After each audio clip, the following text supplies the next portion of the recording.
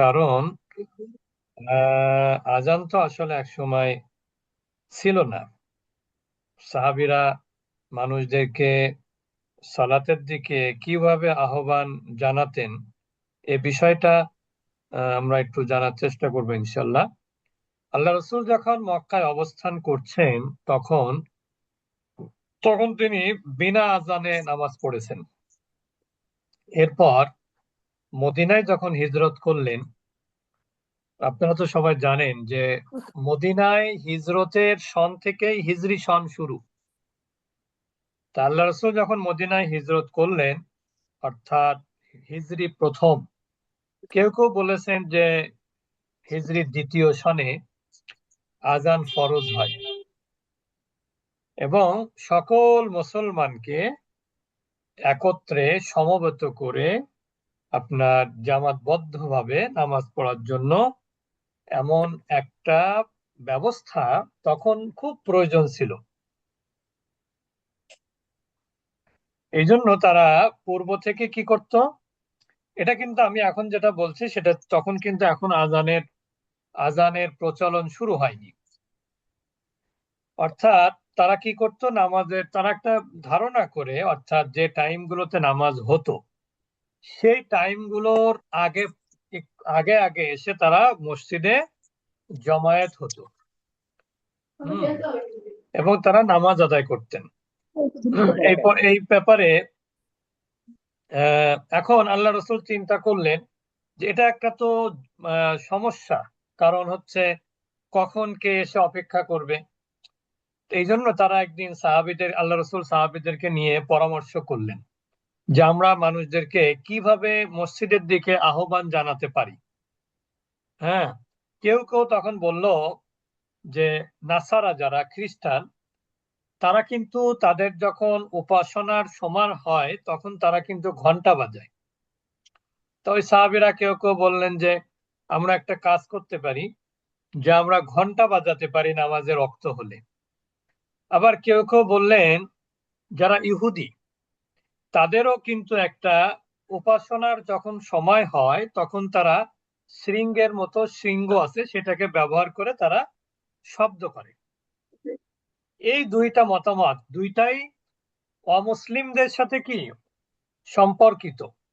আর আল্লাহ রসুলের একটা হাদিস আছে যে লা তাশবাহুল ইয়াহুদা ওয়ান নাসারা, যে তোমরা ইহুদি এবং নাসারাদের সাথে কি করো না, তোমরা কোনো সাদৃশ্যপূর্ণ কোনো আমল, সাদৃশ্যপূর্ণ কোনো কাজ তোমরা করবে না। হযরত ওমর রাদিয়াল্লাহু তাআলা আনহু বললেন যে নামাজের জন্য মানে একজন আহ্বানকারী দরকার, যে কি করবে, গলা ফাটিয়ে মানুষকে সালাতের দিকে আহ্বান জানাবে। এটা কেমন হয়? মানে এটা একটা পরামর্শ দিলেন ওমর রাদিয়াল্লাহু তাআলা আনহু। মহানবী সাল্লাল্লাহু আলাইহি ওয়াসাল্লাম বললেন, হে বেলাল, তাহলে তুমি ওঠো এবার, আর নামাজের জন্য মানুষকে কি করো, ডাকো। তখনও কিন্তু আল্লাহু আকবার আল্লাহু আকবার হয়নি। বুঝতে পেরেছেন? বেলাল রাদিয়াল্লাহু তাআলা আনহুকে আল্লাহ রাসূল বললেন, তুমি নামাজের জন্য মানুষকে ডাকো। হয়তো মানুষকে বলা হয়েছিল যে তোমরা নামাজের মসজিদে আসো, এরকম কিছু, বা কি বলেছিল এ ব্যাপারে এখনো কোনো কিছু জানা যায়নি। তবে ধারণা করা হয় যে মসজিদের দিকে আহ্বান জানানো হয়েছিল।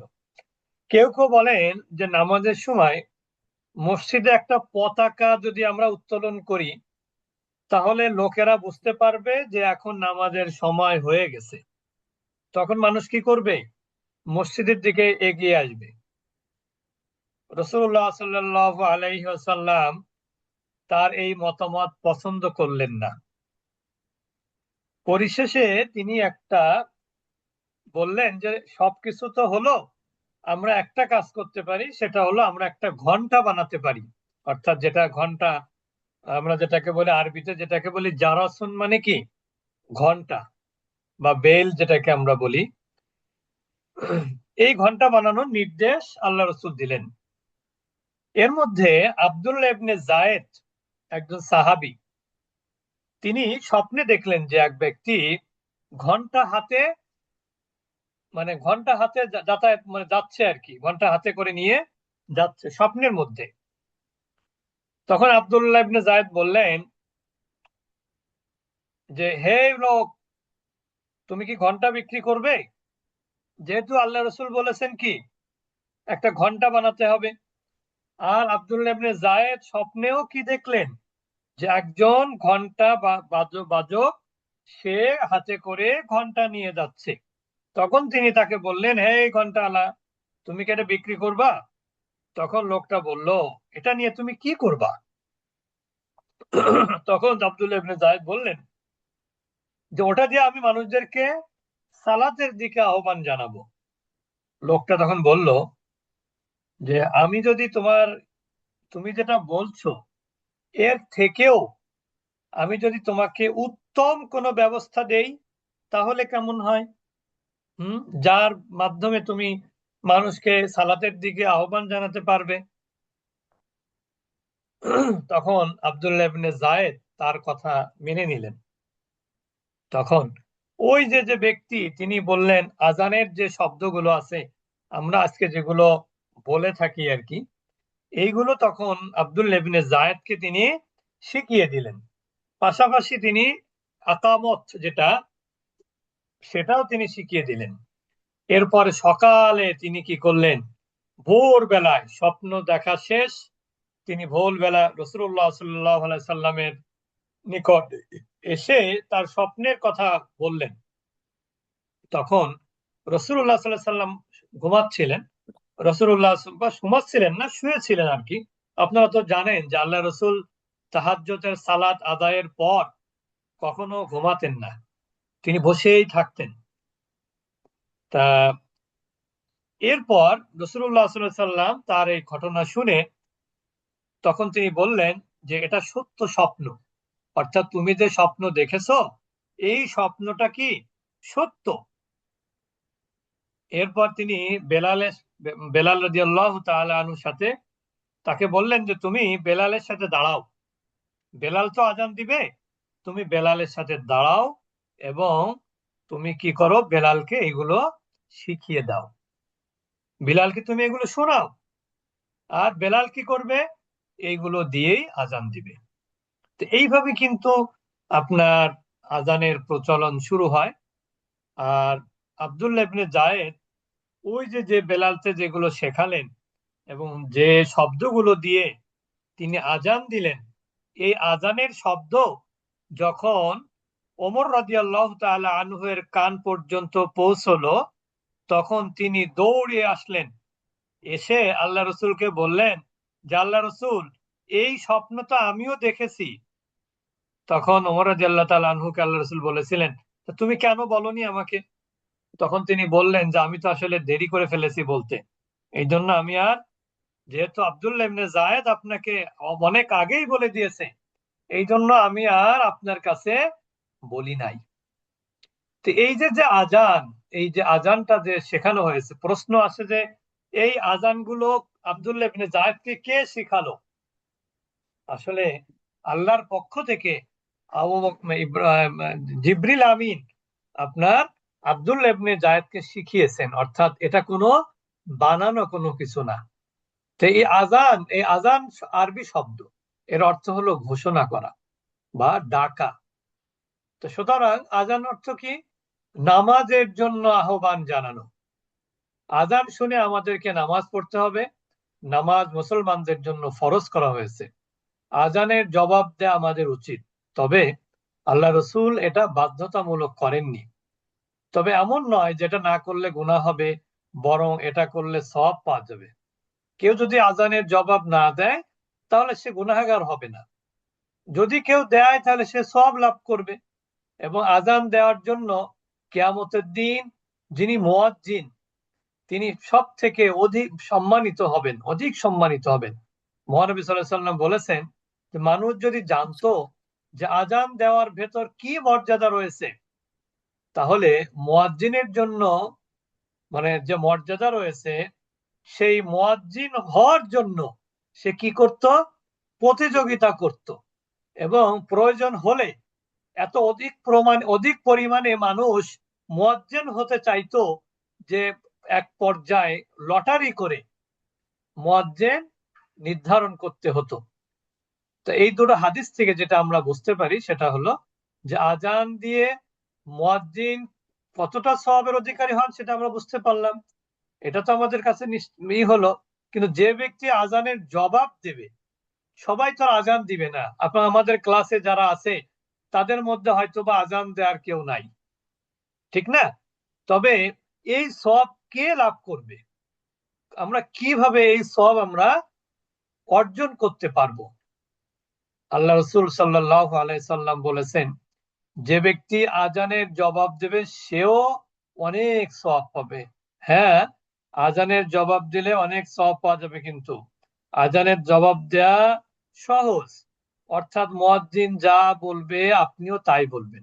শুধুমাত্র কি হাইয়া আলাস সালাহ হাইয়া আলাল ফালাহ যখন বলবে মুয়াজ্জিন, তখন আপনি বলবেন হচ্ছে লা হাওলা ওয়ালা কুওয়াতা ইল্লা বিল্লাহিল আলিয়্যিল আযীম। এরপরে আপনার কি কাজ? এরপরে আপনি দরুদ পড়বেন, আজানের দোয়া দরুদ সবকিছু আপনি পড়বেন, এটা আরো ভালো হয়। আরো আবু হুরায়রা থেকে একটা হাদিস আছে যে মহানবী সাল্লাল্লাহু আলাইহি ওয়াসাল্লাম বলেছেন, যে ব্যক্তি দৃঢ় বিশ্বাসের সাথে যদি মুয়াজ্জিন যা বলে তাই যদি সে বলে, অর্থাৎ সে যদি আজানের জবাব দেয়, সে জান্নাতে প্রবেশ করবে। সুনান সুবহানাল্লাহ। নাসাইর একটা হাদিস। এছাড়া মহানবী সাল্লাল্লাহু আলাইহি ওয়াসাল্লাম আরো বলেছেন, যখন তোমরা আজান শুনবে এর জবাবে তোমরাও মুয়াজ্জিনের অনুরূপ বলবে। এটা নিয়ে অনেকে অনেক ধরনের কথাবার্তা বলে। সব হাদিসে কিন্তু একই ধরনের কথা, যে মুয়াজ্জিন যা বলবে আপনারাও তাই বলবেন। হ্যাঁ, যেমন আবু সাইদ খুদরি, এটা আপনারা অনেকেই জানেন। আবু সাইদ খুদরি কিন্তু অনেক বেশি হাদিস বর্ণনাকারী সাহাবীদের মধ্যে একজন। অধিক বর্ণনাকারী সাহাবী কারা কারা? আবু হুরায়রা, আনাস ইবনে মালিক, আব্দুল্লাহ মাসউদ। আব্দুল ইবনে আব্দুল্লাহ ইবনে মাসউদ, মাসউদ। ঠিক না? মাসউদ। হ্যাঁ, ইনারা কিন্তু বেশি হাদিস বর্ণনাকারী। তাদের পরবর্তী পর্যায়ের কিন্তু আবু সাইদ খুদরি ইনারা। বুঝতে পেরেছেন?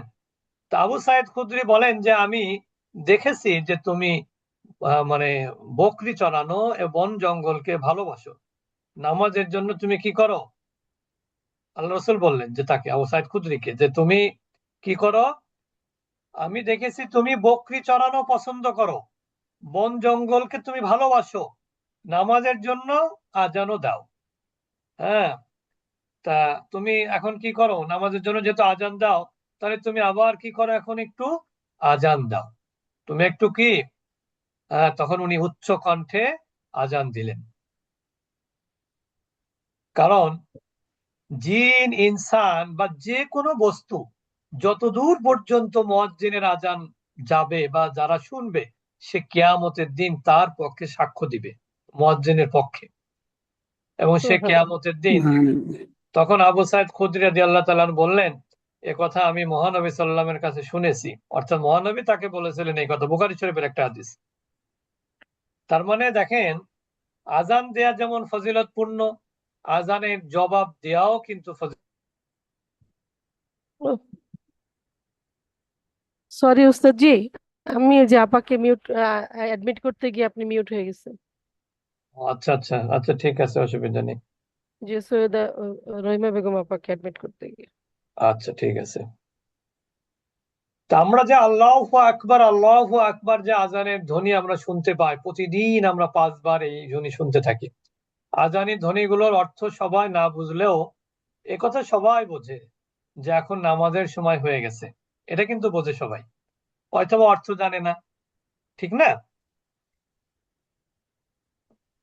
তা আমরা এই যে যে আল্লাহু আকবার এগুলোর আমরা ইনশাল্লাহ অর্থ জানার চেষ্টা করব।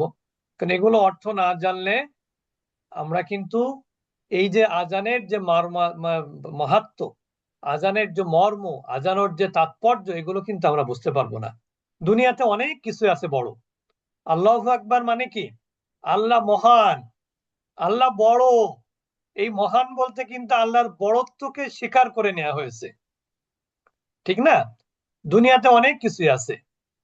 এবং এই যে বড়ত্বের যে অহমিকা, দম্ভ, এগুলো কিন্তু আমাদের অনেকের মধ্যেই আছে। কিন্তু এই অহমিকা বা দম্ভ, এগুলো কিন্তু একমাত্র মালিককে, একমাত্র আল্লাহ সুবহানাহু আল্লাহ ওয়া তাআলাই সুবহানাহু। কিন্তু শুধুমাত্র মানে অহমিকা করতে পারেন। ঠিক না? দুনিয়াতে কোনো কিছুকে বা কাউকেই তিনি বড়ত্ব দান করে, বড়ত্ব দিয়েছেন, তিনি দিয়েছেন, জি না। কিন্তু যাকে ইচ্ছা তাকে দিয়েছেন, সবাইকে দেননি। আল্লাহ তাআলা যাকে ইচ্ছা তাকে দুনিয়াকে বড় করেন। এখানে আল্লাহ তাআলা কাউকে কাউকে সম্পদ দিয়ে পরীক্ষা করেন বড় করে, ঠিক না? আবার কাউকে কাউকে দারিদ্রতার মধ্যে রেখে তাকে পরীক্ষা করেন। আল্লাহ তাআলা এক একজনকে এক এক ভাবে পরীক্ষা করেন, ঠিক না? তা এই যে আল্লাহু আকবার, আল্লাহু আকবার, আল্লাহ মহান, আল্লাহ মহান, মানে আল্লাহ বড়। এটা আমরা আজানের মধ্যে কয়বার বলি? 4 বার বলি। চারবার। বুঝতে পেরেছেন? এখানে আজানের মধ্যে 4 বার যখন বলবে, আপনি যখন এটা শুনবেন আপনিও কিন্তু বলবেন। এরপরে কি বলা হচ্ছে? আশহাদু আল্লা ইলাহা ইল্লাল্লাহ। এটা তো সবাই বুঝেন, আল্লাহু আকবার মানে আল্লাহ বড় বা আল্লাহ মহান। এখানে কিন্তু আর কোনো অতিরিক্ত বা অন্য কোনো অর্থ নাই। এখানে মূলত আল্লাহর বড়ত্বকে মেনে নিয়া, মুখে স্বীকার করা। দেখেন ঈমান কাকে বলে? ঈমান শুধুমাত্র কি তাসদিক বিল জিনান, ইকরার বিল লিসান, আমাল বিল আরকান। অর্থাৎ মুখে স্বীকার করা, অন্তরে বিশ্বাস করা, কাজে পরিণত করা। এখন আমি বললাম আল্লাহু আকবার, আল্লাহু আকবার, আল্লাহ মহান, আল্লাহ মহান, শুধু মুখে মুখেই বললাম। যিনি মহান, যিনি সর্বজ্ঞ, যিনি সর্বস্রষ্টা, এই মহান এটা মেনে নেয়া মানেই হলো তার হুকুম মেনে নেয়া। যেমন দেখেন, আপনি আপনার অফিসের বস, তাকে বস হিসেবে মেনে নেয়া মানে কি? শুধু বস মেনে মানে সে বস এটাই মুখে স্বীকার করা, নাকি আমলে পরিণত করা? হুম আমি ধরে নিলাম যে মাহাদি উস্তাদ আমাদের মাহাদি উস্তাদ, ঠিক আছে, এটা মুখে বললাম, কিন্তু তাকে মাহাদি উস্তাদ হিসাবে মানলাম না। তাহলে এটা কি হলো? এই যে উস্তাদ বললাম মুখে, এটা তো তার মধ্যে কি থেকে গেল? তাহলে ফারাক থেকে গেল। অর্থাৎ মুখে বললাম একটা, কাজে পরিণত করলাম কি আরেকটা। এরকম কিন্তু অনেক সময় দেখা যায় যে কর্মস্থলে যিনি এমডি মহোদয়, তাকে এমডি মানি কিন্তু তার হুকুম মানি না। তাহলে এই মানাটার মধ্যে কোনো তাৎপর্য আছে? এই মানার মধ্যে কোনো তাৎপর্য নেই। তা আপনি যখন আল্লাহু আকবার বলবেন, আল্লাহ মহান যখন বলবেন, তখন আপনাকে কি করতে হবে? আপনাকে এটা অনুভূতির মধ্যে আনতে হবে, আমি আল্লাহু আকবার, আল্লাহু আকবার, আল্লাহ মহান, আল্লাহ মহান। আপনিও বলছেন যে আল্লাহ মহান, আল্লাহ মহান, মুয়াজ্জিনের সাথে, ঠিক আছে? তো এই আল্লাহ মহান যখন মেনে নিয়েছেন, মুখে স্বীকারও করেছেন, তখন এই মহান যিনি, তার যে আহকাম, তার যে বিধানাবলী, তার আদেশ, তার যে নিষেধ, সেইগুলো আপনাকে কি করতে হবে? মেনে নিতে হবে। সেগুলো আপনাকে মেনে নিতে হবে, সেগুলোকে আপনাকে স্বীকার করতে হবে। স্বীকার করতে হবে আমলের মাধ্যমে, মুখে না। বুঝতে পেরেছেন? আমলের মাধ্যমে স্বীকার করতে হবে। এরপরে আমি কি বলছি? আশহাদু আল্লা ইলাহা ইল্লাল্লাহ। আশহাদু মানে তো আমরা সবাই জানি। আশহাদু আমি সাক্ষ্য দিচ্ছি, নাশহাদু আমরা সাক্ষ্য দিচ্ছি, ইয়াশহাদু সে সাক্ষ্য দিচ্ছে, তাশহাদু তুমি সাক্ষ্য দিচ্ছ। তাহলে এখানে যেহেতু আমি সিঙ্গুলার, অর্থাৎ যিনি আজান দেন, আজান তো একসাথে 10 জন দেন না একই মসজিদে, ঠিক না? একই মাইকে একজনই আজান দেন। ওই জন্য এটা কি সিঙ্গুলার ভার্ব, এটা হচ্ছে ফার্স্ট পারসন সিঙ্গুলার। এটা হচ্ছে যারা আরবি 50% পড়েছেন তারা জানেন, এটা হলো মুদারি। মুদারি এটা হচ্ছে ফার্স্ট পারসন সিঙ্গুলারের সাইন কি আ, ফার্স্ট পারসন প্লুরালের সাইন কি না, না। থার্ড পারসন সিঙ্গুলার ইয়া, ইয়া। Yeah, yeah. Second person singular তা। তা। Ah, তাহলে আশাহাদু আমি সাক্ষ্য দিচ্ছি, নাশাহাদু আমরা সাক্ষ্য দিচ্ছি, ইয়াশাহাদু সে সাক্ষ্য দিচ্ছে, সাক্ষ্য তাশাহাদু দিচ্ছ। তুমি সাক্ষ্য দিচ্ছ। তুমি সাক্ষ্য দিচ্ছ। এখন দেখেন, আপনি আজানের মধ্যে হয়তোবা বলবেন না না শাহাদু, কিন্তু ব্যক্তিগতভাবে আপনি কিন্তু আমরা বলতে পারি না শাহাদু আল্লাহ ইলাহা হুম, ইল্লাল্লাহ, এটা কিন্তু বলা যাবে। হুম, হুম। আপনি এটাও বলতে পারবেন ইয়াশহাদু আল্লা ইলাহা ইল্লাল্লাহ, সে সাক্ষ্য দিচ্ছে যে আল্লাহ ছাড়া কোনো কি নাই, ইলাহ নাই। আবার আপনি এটাও বলতে পারবেন, তাশহাদু আল্লা ইলাহা ইল্লাল্লাহ, তুমি সাক্ষ্য দিচ্ছ আল্লাহ ছাড়া কোনো, there is no god except Allah, অর্থাৎ আল্লাহ কোনো সুবহানাহু গড ওয়া নেই, তাআলা। কোনো রব নাই, একমাত্র আল্লাহ ছাড়া। তাহলে আশহাদু অর্থ হচ্ছে আমি সাক্ষ্য দিচ্ছি, আন মানে হচ্ছে যে, এখানে আনের অর্থ কি, যে। জি, অর্থাৎ আমরা ওই যে ইংরেজিতে বলি না যে দ্যাট মাঝখানে relative that. Pronoun, he told me that, he told me that, he said to me, এই যে আমরা যে মাঝখানে যে রিলেটিভ প্রোনাউন বলে এটাকে, ওই রকম এখানে আনটা কি করেছে, আশহাদু আমি সাক্ষ্য দিচ্ছি, আন যে, কি সাক্ষ্য দিচ্ছি, লা নাই, ইলা উপাস্য, ইলা মানে কি উপাস্য, ইলার বহুবচন কি আলিহাতুন, ইলার বহুবচন কি আলিহাতুন। আলিফ। এই ইলা মানে কিন্তু আল্লাহ না, মাথায় রাখবেন, হুম, এই ইলা মানে হুম, কি আল্লাহ না। না, এটা যে কোনো উপাস্যই ইলা,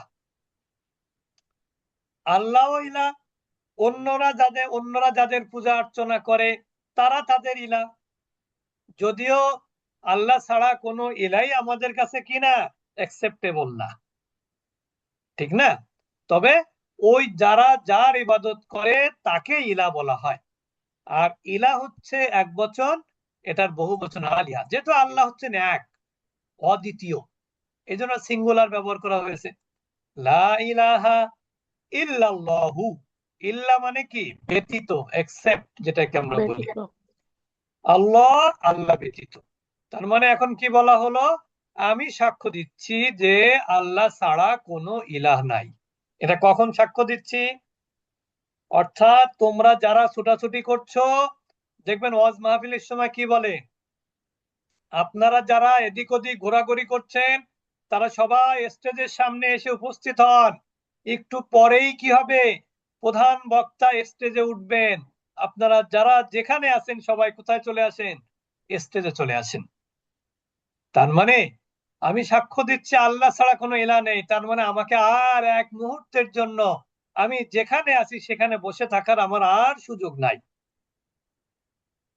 তার মানে কি, আল্লাহকে আপনি ইলাহ হিসেবে যখন সাক্ষ্য দিচ্ছেন, তাহলে এই আজানের মাধ্যমে কি বলা হচ্ছে, সালাতের দিকে আহ্বান জানানো হচ্ছে। তার মানে আপনি এখন আর যেখানে আছেন সেখানে বসার সুযোগ আপনার আর নাই, তার মানে আপনি নামাজের জন্য কি হন, এই প্রস্তুত। কথার মাধ্যমে আপনি কিন্তু সেটাই বলছেন। কারণ সলাৎটা কি ইবাদত না? হুম, সলাৎটা কি ইবাদত, আর আমরা কি আবেদ। আবেদ। মাশাআল্লাহ, আর আল্লাহ কি মাবুদ, আল্লাহ হলেন ইলাহ। আবেদ। আল্লাহ হলো মাবুদ, ঠিক না? তা আর আমরা মাবুদকে ইলা বলা হয়, এবার বুঝতে পেরেছেন তো, মাবুদকে কি বলা হয়, ইলাহ। ইলাহ। ইলা। তার মানে এখানে কিন্তু লা মাবুদা ইল্লাল্লাহ এটাও কিন্তু হতে পারত, কিন্তু হয়েছে কি ইলা হয়েছে। আসলে ইলা মানেই হচ্ছে মাবুদ। তাহলে আমি সাক্ষ্য দিচ্ছি যে আল্লাহ ছাড়া কোনো ইলা নাই, তার মানে আল্লাহ মহান, এর কথা মেনে নেয়ার মধ্য দিয়ে আমি এটাও সাক্ষ্য দিচ্ছি যে আল্লাহ ছাড়া কোনো ইলা নাই। আশহাদু আল্লা ইলাহা ইল্লাল্লাহ, আশহাদু আন্না, আচ্ছা, ও দুইবার আর কি, হ্যাঁ দুইবার। এরপর হচ্ছে আশহাদু আন্না মুহাম্মাদার রাসূলুল্লাহ, একই কথা, শুধু পার্থক্য হলো আন্না মুহাম্মাদার রাসূলুল্লাহ। আশহাদু অর্থ তো আপনারা জানেন, আন্নাটা সিস্টার অফ ইন্না, আন্নাটা কি সিস্টার অফ, সিস্টার অফ ইন্না, সিস্টার অফ ইন্না, এটাকে বলা হয় হরফে মুশাব্বাহা বিল ফেল। কি বলা হয়, হরফে মুশাব্বাহা বিল ফেল। ওই যে আপনারা পড়েছেন যারা ইন্না আন্না কান্না লাকিন্না লাইতা লাআল্লা। তো এখানে আমি সাক্ষ্য দিচ্ছি যে আন্না মুহাম্মাদান, এ আন্না যেখানে আসবে তারপরে ইসেমটা কি হবে, জবর হবে, আর খবরটা পেশ হবে আন্না মুহাম্মাদার রাসূলুল্লাহ, যে আমি সাক্ষ্য দিচ্ছি মোহাম্মদকে, মোহাম্মদ সম্পর্কে মেসেজ দেওয়া হচ্ছে। মোহাম্মদ হচ্ছে আল্লাহর রসূল, messenger of Allah, messenger of Allah. রসুল মানে হচ্ছে আল্লাহ। মেসেঞ্জার, বার্তাবাহক। রসুলের অর্থ কি, বার্তাবাহক। উনি কি বার্তা নিয়ে এসেছেন, দিনের মেসেঞ্জার। বার্তা নিয়ে এসেছেন, কোরআন নিয়ে এসেছেন। কোরআনটা হচ্ছে আমার আপনার জন্য একটা প্রেসক্রিপশন।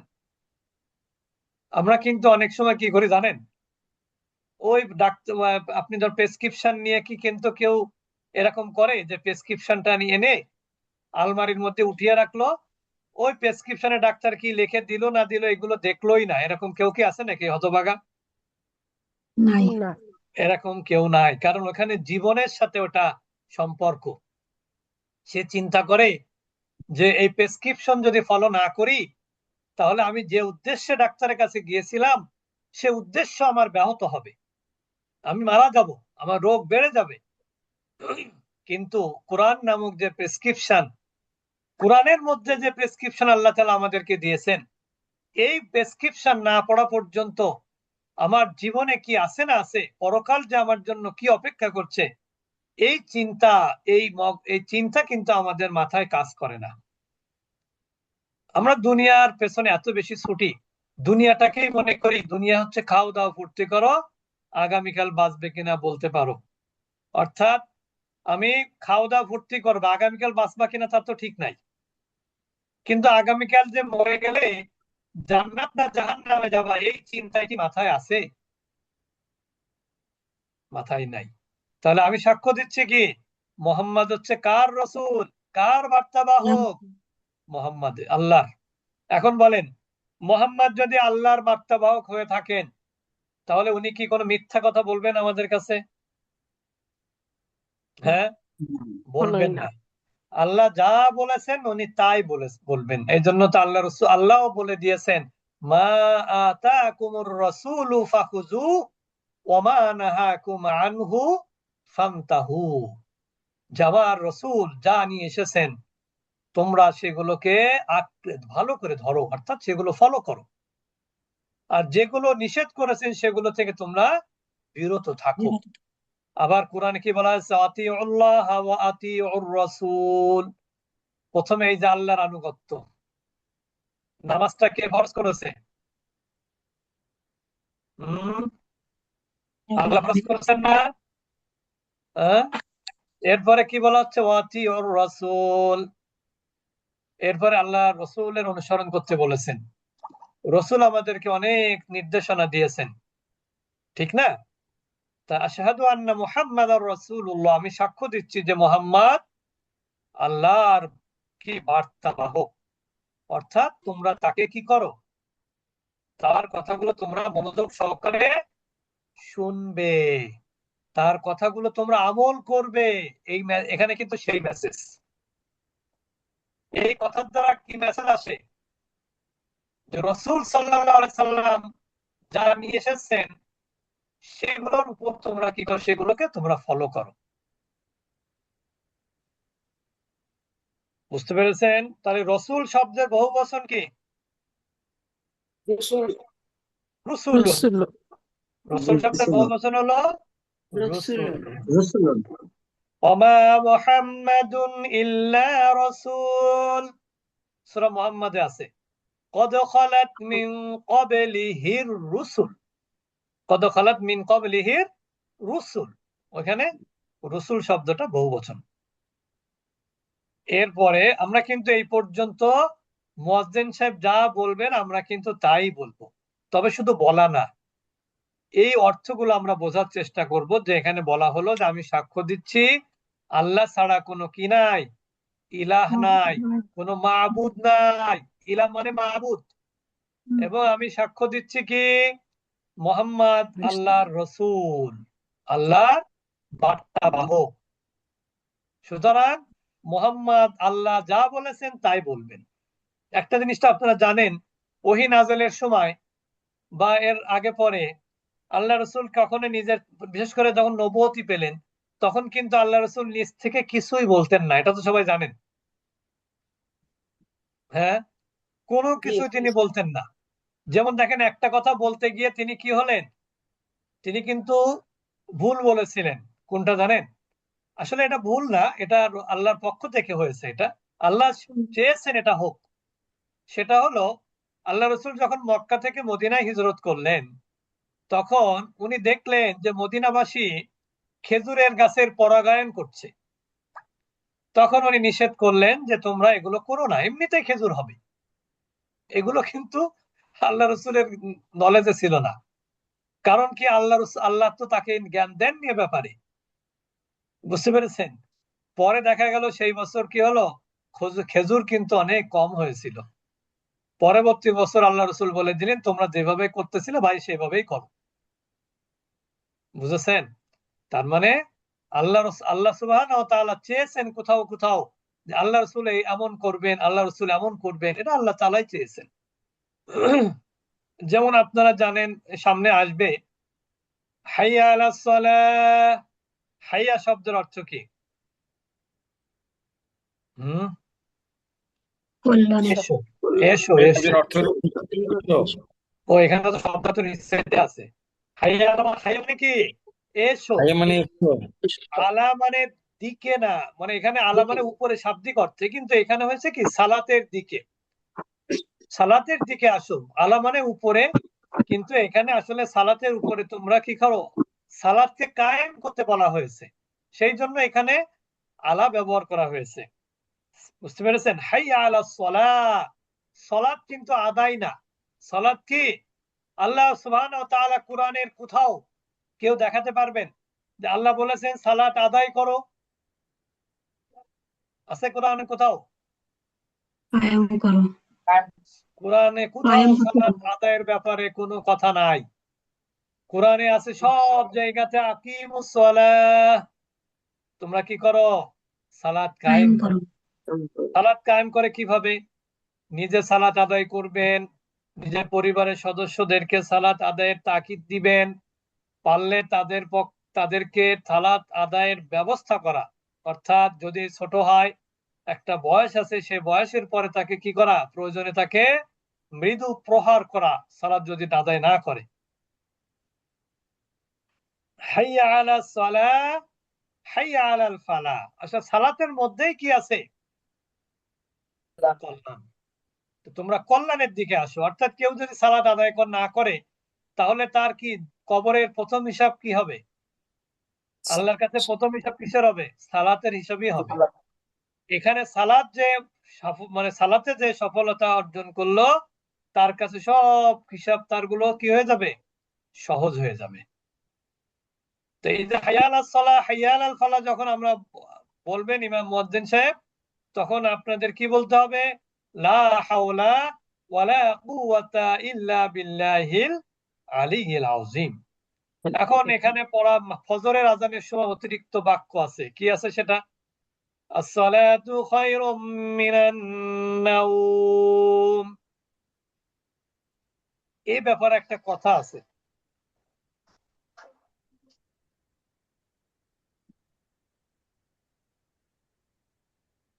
আচ্ছা, এই ব্যাপারে কথাটা বলে আমি শেষ করে দিব। সেটা হলো যে আল্লাহ রসুল তো ফজরের সালাত আদায় সরি তাহাজ্জুদ সালাত আদায় করে একটু ঠেস মেরে বসে থাকতেন, ঘুমাতেন না। কিন্তু একবার মুয়াজ্জিন আজান দিচ্ছেন, আজান দিলে উনি জানতে পারলেন যে আল্লাহ রসুল কি হয়ে গেছে, ওই দিন ঘুমিয়ে গেছেন। তখন কি হলো জানেন? তখন তিনি বললেন আসসালাতু খায়রুম মিনান নাওম। কারণ ওই যে যে স্বপ্নে দেখানো হয়েছিল, সেখানে কিন্তু এই বাক্যটা ছিল না। তার মানে আল্লাহ রসুলকে উদ্দেশ্য করে বলা হচ্ছে কি, আল্লাহ রসুলকে তো ডাকা যায় না, এই জন্য আকার ইঙ্গিতে কি বলা হচ্ছে যে সালাত হচ্ছে খয়রুন। আসলে খয়রুন শব্দটার অর্থ হচ্ছে সর্বোত্তম। এখানে যদি আমরা লিখেছি উত্তম, আসলে মনে মনে ধরে নিবেন এর মানে হচ্ছে কি সর্বোত্তম। সালাত থেকে উত্তম কি? ঘুম থেকে হচ্ছে সালাত উত্তম, যেহেতু এটা ঘুমের সাথে আলাদা করে বলা হয়েছে, একটা বিশেষ মানে অবস্থার সাথে এটা মানে রিলেট করা হয়েছে, ওই জন্য এখানে বলা হয়েছে উত্তম। কিন্তু এমনি খয়ের মানে কি সর্বোত্তম। যেমন আল্লাহ রসুলকে সাহাবীরা কি জিজ্ঞেস করতেন জানেন? কিভাবে জিজ্ঞেস করতেন? এইভাবে জিজ্ঞেস করতেন যে আইউল ইসলামি খয়র, আইউল ইসলামি খয়র। খয়র মানে কি ইসলামের মধ্যে সর্বোত্তম কি? তখন আল্লাহ রসুল বলতেন ইসলামের মধ্যে সর্বোত্তম কাজ কি হলো? আইউল ইসলাম খয়র ক্বালা তুতঈমুত তুআম ওয়া তুকরিউস সালাম। তুতঈমুত তুআম মানে কি খাবার খাওয়ানো, ওয়া তুকরিউস সালাম সালামের প্রচলন করা। আবার কোথাও কোথাও বলেছেন সালাত, কারো কারো ব্যাপারে বলেছেন সালাত কায়েম করা।